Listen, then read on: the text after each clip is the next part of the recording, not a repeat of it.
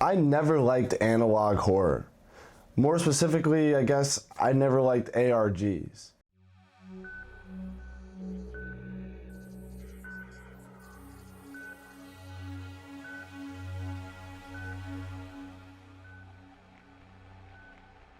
For those that have been living under a rock for the past 10 years, an ARG stands for Alternate Reality Game. It's a storytelling technique that a lot of horror projects on YouTube use, where you find a creepy video and then it leads you to another creepy video with a link. And the most famous example of this is probably Marble Hornets. It's about Slender Man. It's fiction, but the low quality videos are from like the early 2010s, late 2000s, like early YouTube days. It adds to make it just feel real enough to where the audience doesn't really know and it's up to debate. Now everybody knows it's fake. There's an IMDb page for it, but at the time it was more up to date. And this is what I have a problem with. The story is fiction. And it's built up like, oh, this is real, this is happening. Yet, in the end, we find out, oh, it's not real. This was all staged, it was a project. And now I feel like my time has been wasted, especially when a project like Marble Hornets, where it went on for like 6 years. I think we're a lot less gullible nowadays on the internet. Like, we're not gonna believe stuff like this if we see it. And the common reaction to it would be, ah, just another ARG, just another 12-year-old trying to get attention on the internet. And that takes away from the story. Not to say that stories that are fiction aren't good. We go to the movies all the time. And this isn't even just with horror. You know, a lot of fiction movies, most movies are fiction. And even if they say based off real events, like Texas Chainsaw Massacre, Blair Witch, they're loosely, like, yeah, they're not really based at all, really. I would consider analog horror to be a subgenre of ARGs. They overlap a lot, have many of the same tropes. The only difference is that analog horror is more limited to a certain aesthetic, which is like old broadcasts, old VHS tapes, tube TV graphics, stuff like that. And it has its own charm because of that, its own aesthetic. Analog horror, I never thought it was worth my time because, well, it's just, again, like fiction. I always thought like, oh, it's another ARG, another 12-year-old. And but when you start to think about it like creative projects, it actually makes you appreciate a lot more. And the thing is, like the one we're going to talk about today, these projects are open about it. They're like, yeah, this is fictional. This is like a project, you know, done by me and my friends. Like, they'll give credits. The one we're going to talk about today has credits in the description. You've seen the title, though. You know we're talking about The Boiled One. I've been living under a bus. I've never heard of this until I was researching the last video and I came across it. And then I thought it was pretty cool, pretty creepy. The creator of this project doesn't hide it from being fiction. Dr. Nowhere is his name. He's very open. This is what he does. He does this on his channel with multiple different series, creatures, and entities that he creates. This is his passion. So it's very open from the start that this is fiction. But other than that, let's get into The Boiled One and see why it's so creepy.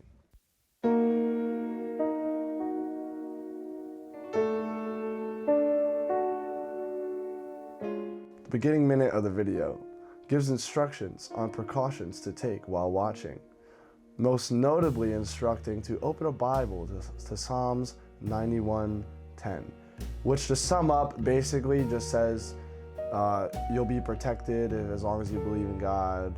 So right off the bat, we can assume that whatever entity we're about to be introduced to might be demonic.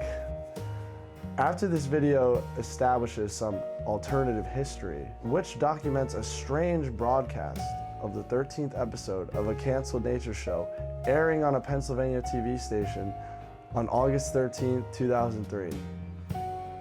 13, get it? Yeah, unlucky number. Like, yeah, everything is thought out. All right, I respect this. During this airing, the broadcast would be hijacked, and what aired next was a red-faced being that spoke in a creepy and disoriented voice. The broadcast can be referred to as Broadcast 813 and was viewed by around 530 Pennsylvania residents. The anomalies that would happen after viewing the phenomenon is when the story begins to be scary. Viewers of Broadcast 813 report not being able to get the image of the creature, which was classified as FEN 228, out of their heads, and even heard its voice days after viewing.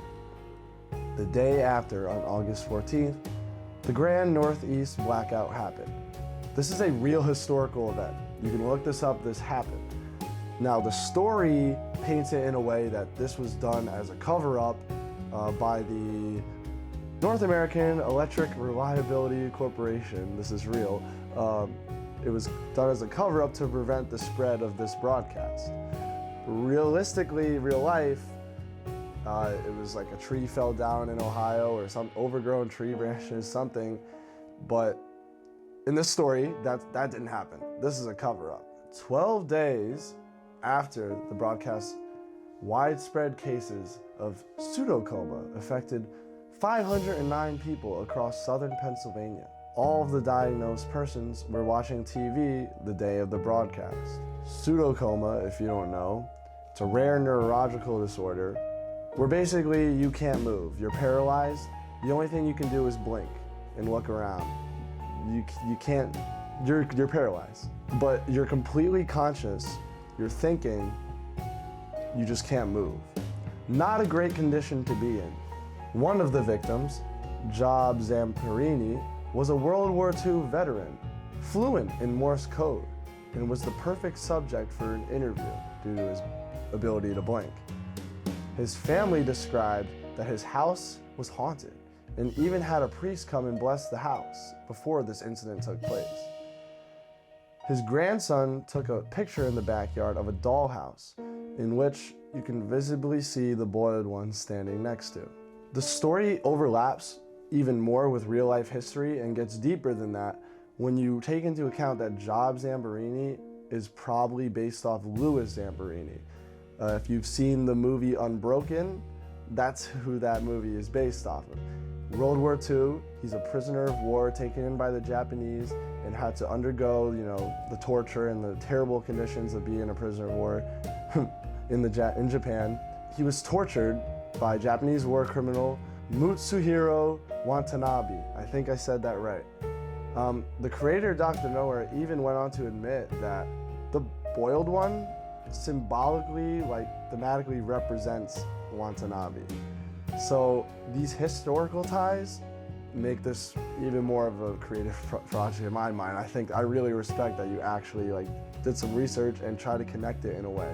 So again, this piece is really creepy. It's only a 10-minute long video. I can link it below. Really cool project, really creative.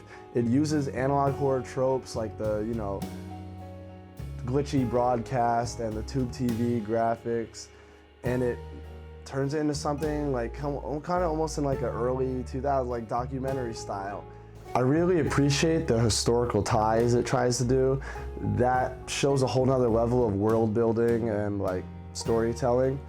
It shows that Dr. Nowhere really did his research and tried to make a story that also connected to the real world too, just like ARGs do. But again, one thing I really appreciate about the project is that, it's a project. It's open about it. And I think going into it knowing it's a work of art adds to the enjoyment. See, if I just found this video online, no description, it was just there, I would just be like, oh, yep, some 12-year-old trying to get attention. But the story is really good. It's only a 10-minute video. I can link it below. I think he did a great job telling a story, creating lore in only a 10-minute YouTube video. This is inspiring that you can do this. And you don't need a Hollywood budget. All you need is a computer and an editing software. So yeah, the boiled one. Creepy, and I know it's not real. Still gives me goosebumps. It's that good of an idea, that good of a story.